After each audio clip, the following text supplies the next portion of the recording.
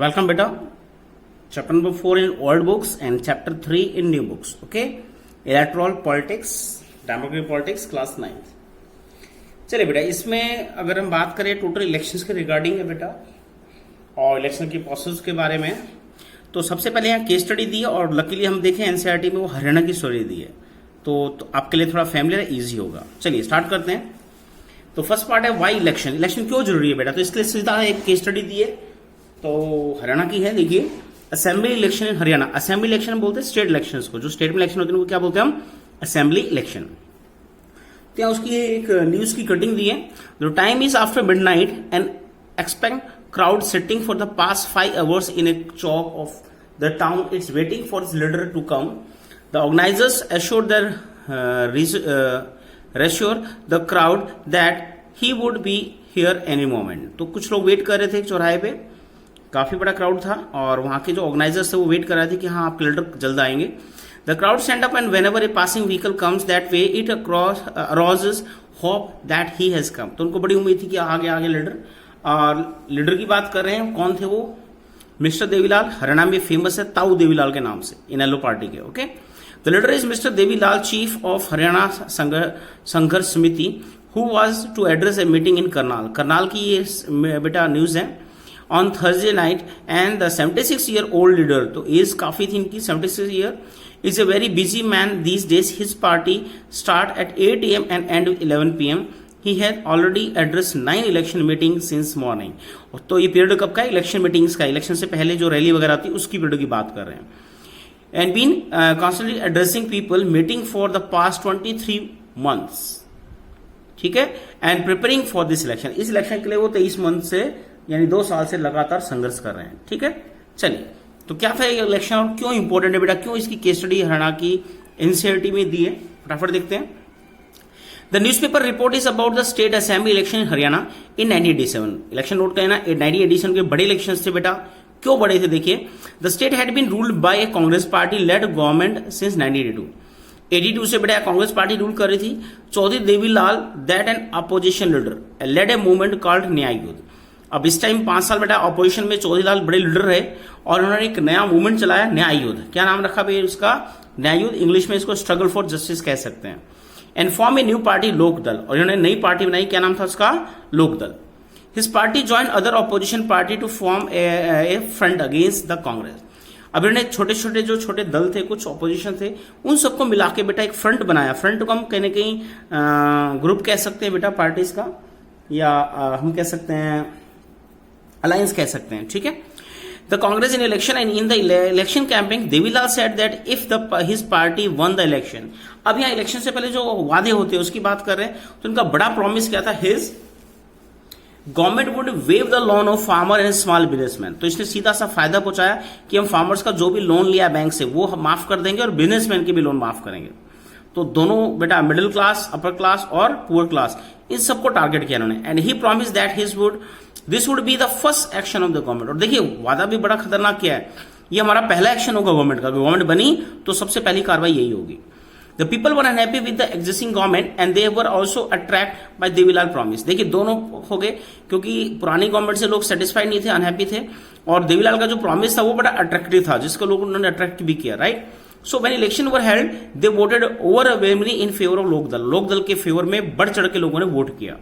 And this allies, आगे ना word allies, दो तीन पार्टी मिल जाती है उनको अलाइज बोलते हैं बेटा। Lokdal and its parties won 76 out of 90। तो इसका जो अलाइज है उसको 76 सीट मिली बेटा 90 में से। टोटल हरियाणा में 90 है, अगर मैक्सिमम बढ़े, मैक्सिमम पूछे तो 91 रख सकते हैं सीट, बट अभी 90 है बेटा।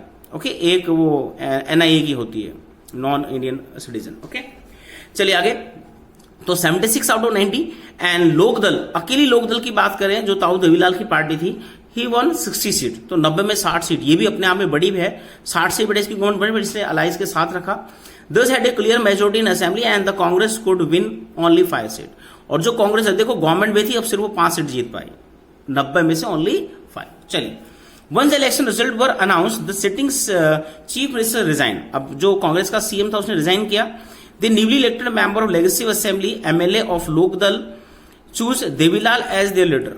और एमएलए कौन था यहाँ, लोकदल का जो बड़ा लीडर था दैट इज देवीलाल, उसको उन्होंने सीएम के रूप में चूज किया बेटा। The governor invited Devilal to be the new chief minister 3 days after the election result were declared the become a chief minister. तो रिजल्ट के बाद बेटा इलेक्शन के 3 दिन बाद इनको चीफ मिनिस्टर अनाउंस कर दिया जाता है।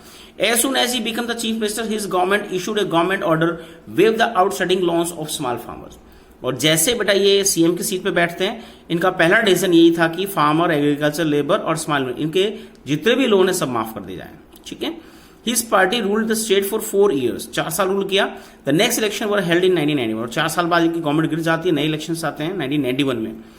But this time his party did not win popular support, the Congress one the election and form the government. अब जो कांग्रेस 5 सीट लेके आई थी बेटा, अब 1991 में फिर से वो गवर्नमेंट बनाती है, मेजोरिटी ले आती है। ये हरियाणा का एक इलेक्शन दिया है। ठीक है। नीचे एक छोटा सा पैरा दिया है बेटा, Jandeep Navdeep read the story, drew the following conclusion। कुछ कंक्लूजन निकाले हैं। Elections can be lead to change in policy of the government.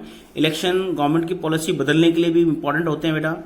Governor invited, कौन इन्वाइट करता है सीएम पोस्ट के लिए? दैट इज गवर्नर, वही प्रॉमिस दिलाते हैं। उस टाइम सैयदी मुजफ्फर हुसैन बरनी, ये पूरा नाम है बेटा उस टाइम के गवर्नर का, यहाँ लिखा भी देख लेना, सैयदी मुजफ्फर हुसैन बरनी 84-88 तक गवर्नर है। तो उन्होंने बेटा इनको इनवाइट किया था। People unhappy with the ruling government vote against. जब लोग अनहैप्पी होते गवर्नमेंट से तो दूसरी ऑपोजिशन को वोट करते हैं, उसकी गवर्नमेंट बनवा देते हैं। The party that win the election from the government, जो जीतता है वो गवर्नमेंट बनाता है। The election let the lot of economic development in Haryana. Elections के बाद बेटा हम कहते हैं जो बड़े वादे होते हैं इससे इकोनॉमिक डेवलपमेंट भी होता है। Congress CM need not have resign after his party loss election, need not have resign after his party loss election.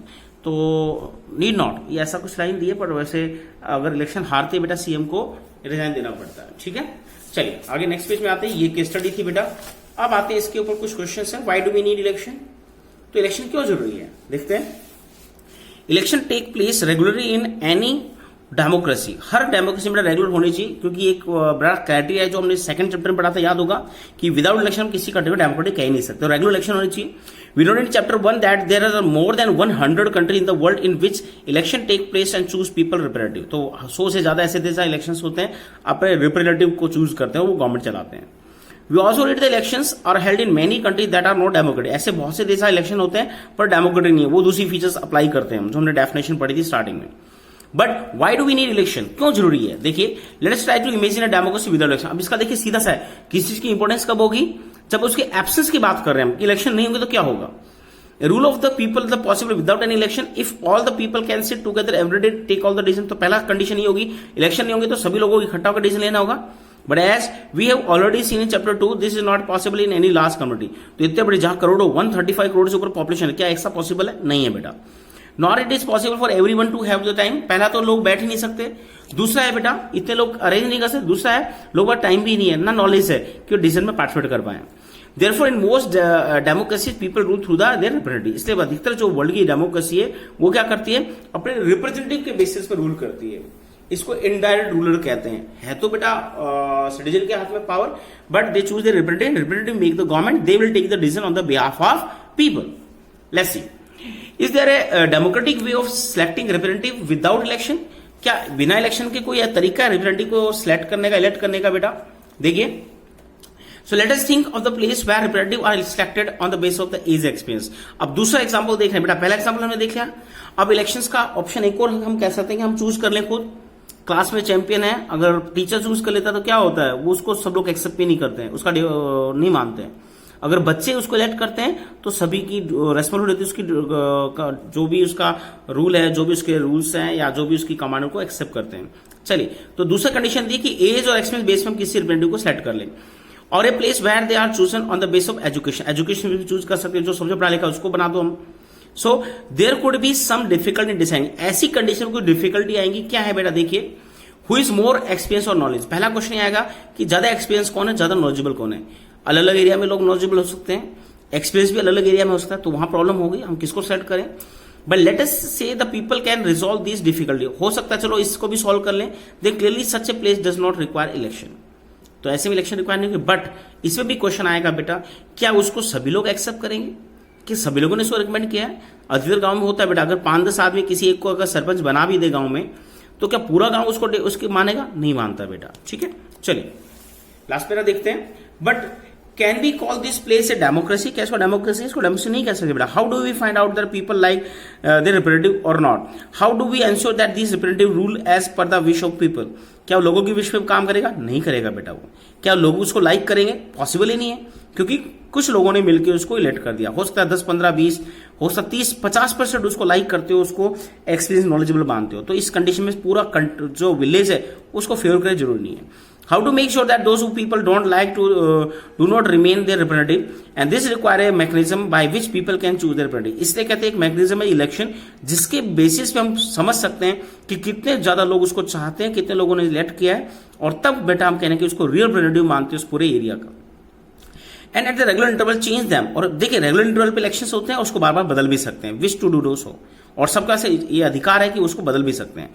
This mechanism called election, इसी मैकेनिज्म को हम बेटा इलेक्शन बोलते हैं। तो इलेक्शन में ये अगर आए तो 2-3 लाइन नोट करना क्वेश्चन के लिए। चलिए, therefore election are considered institutional in our time for any representative, किसी भी रिप्रेजेंटेटिव डेमोक्रेसी की इलेक्शन इसलिए है बेटा। In election is voters make many choice. अब वोटर की चॉइस है, वोटर क्या करता है इलेक्शन में? देखिए, they can choose who will make laws for them. तो पहला वो किसको चूज करता है? जो उनके लिए कानून बनाएगा। They can choose who will form the government and take major decision. Government जो बनाएगा उनको चूज कर रहा है और वो मेजर डिसीजन लेंगे उनके एरिया के लिए। They can choose the party whose policy will guide the government and law making. अब वो पार्टी को देखो, कैंडिडेट के साथ वो पार्टी भी चूज कर रहा है, किस पार्टी के कैंडिडेट को जिता रहा है। तो कई लोग पार्टी को वोट करते हैं, पॉलिसी को वोट, जो उस सरकार को चलाएगी, गाइड करेगी और लॉ मेकिंग होगी। ठीक है, यहाँ पर आपका फर्स्ट पार्ट ओवर होता है। सेकंड पार्ट में मिलेंगे what make election democratic. Thank you बेटा।